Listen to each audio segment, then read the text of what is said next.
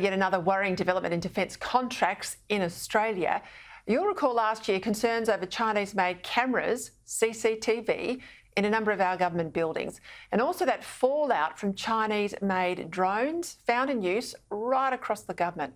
Well, today we've learned that some of our most sensitive defence bases are being guarded by contractors with ties back to Hong Kong-based businessmen, which, as we know, are bound by laws mandating cooperation with the Communist Party machine in Beijing.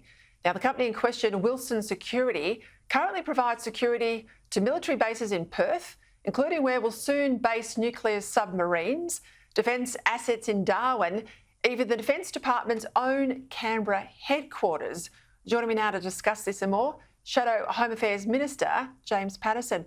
Well, Senator Patterson, I'm not alleging any wrongdoing here by Wilson Security, but on the basis of their links to Hong Kong, we're right to be concerned, aren't we? Peter, 5 or 10 years ago, when Hong Kong was a relatively free and independent jurisdiction, before the national security law was passed, it might not have been an issue to have a company headquartered in Hong Kong operating a contract like this on sensitive defence sites. But Hong Kong now is no different from China. The laws operate there in almost exactly the same way they do in China, and the Chinese Communist Party is strengthening its grip.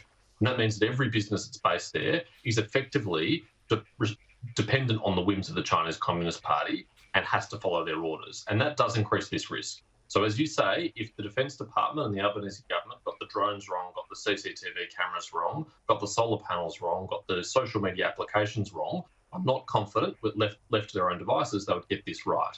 So I want to make sure that security is front and centre of this upcoming tender to make sure that Wilson's is held to a very high standard and then our bases are secure.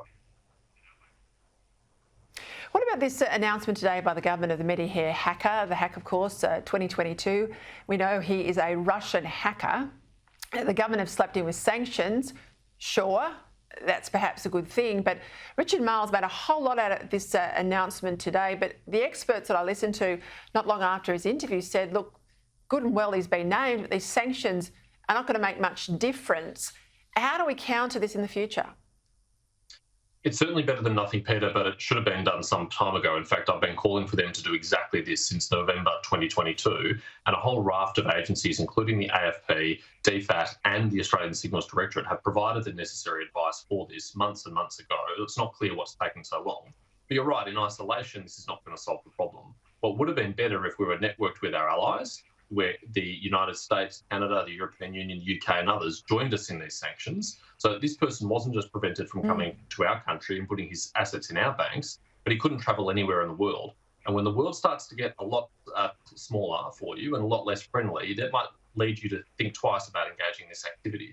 The other thing we need to be doing more of is offensive cyber operations against these hackers. The ASD has the people and the technology that they're capable of doing it. They just need to be let off the leash to do much more of it, because that will really make people think twice.